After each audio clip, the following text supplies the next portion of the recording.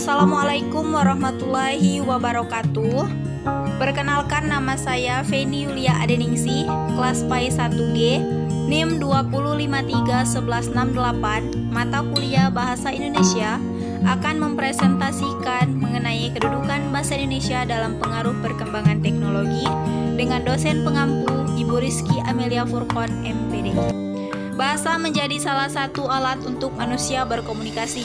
Dengan bahasa, manusia akan lebih mudah untuk berkomunikasi.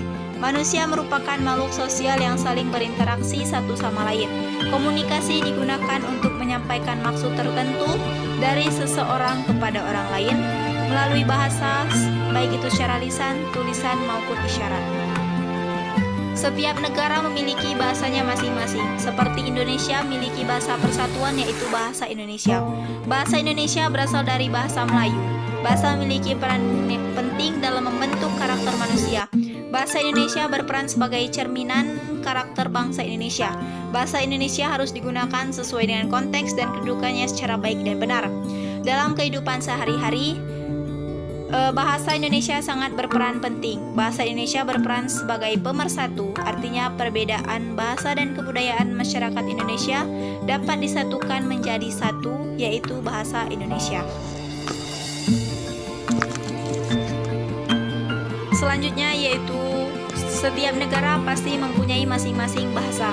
Begitupun di negara Indonesia. Indonesia memiliki bahasanya sendiri, yaitu bahasa Indonesia. Bahasa Indonesia diambil dari bahasa Melayu yang kemudian diresmikan pada tanggal 28 Oktober 1928 dan tertuang dalam Sumpah Pemuda yang berbunyi, "Kami putra dan putri Indonesia menjunjung bahasa persatuan bahasa Indonesia." Maka dapat diketahui bahwa kedudukan bahasa Indonesia dalam kehidupan sehari-hari itu adalah sebagai berikut. 1. Sebagai bahasa nasional. Hal ini tercantum dalam Sumpah Pemuda 28 Oktober 1928. Ini berarti bahwa bahasa Indonesia berkedudukan sebagai bahasa nasional negara. Dalam kedudukannya sebagai bahasa nasional, bahasa Indonesia memiliki beberapa fungsi, yaitu sebagai berikut. Yang pertama, lambang identitas nasional.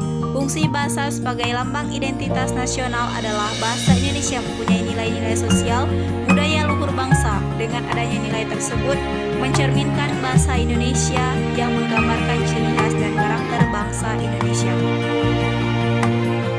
Selanjutnya yaitu alat penghubungan.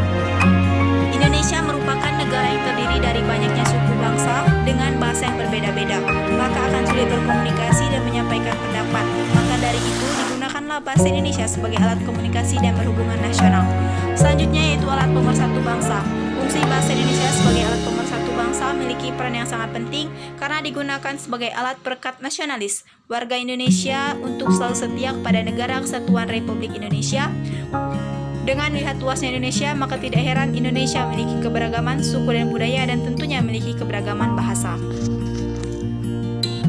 A. Generasi muda masa depan bangsa. Sebagai generasi penerus bangsa yang akan menjadi akar bangsa Indonesia di masa mendatang, harus dapat mewujudkan cita-cita dan tujuan nasional dengan memiliki 3 modal dasar yang membuat ia mampu disebut sebagai agen perubahan dan agen of social control, yaitu kekuatan moralnya dalam berjuang, karena pada intinya apa yang dibuat adalah semata-mata berlandaskan pada gerakan moral yang menjadi idealismenya dalam berjuang.